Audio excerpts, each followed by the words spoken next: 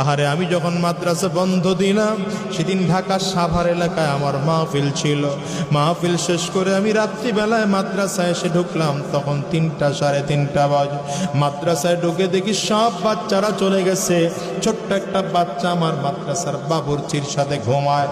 বাবুর্চিরে ডাক দিয়ে উঠাইলাম, কিরে বেটা এই বাচ্চাটা বাড়িতে যায় নাই কেন? বাবুর্চি আবার দিকে তাকায় কান্না করে আর বলে, হুজুর আমি জানি না, আপনি ওরে ঘুম থেকে উঠে জিজ্ঞাসা কর। আমি বাচ্চাটারে ঘুম থেকে উঠাইলাম, কিরে বাবা বল, কাল তুই বাড়িতে যাস না?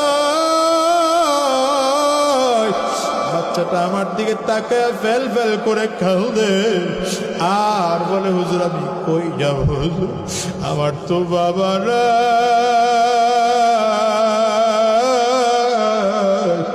হুজুর আমার মা থাইকা আজকে নাই, আমি কার কাছে যাব, বাড়িতে যাব না।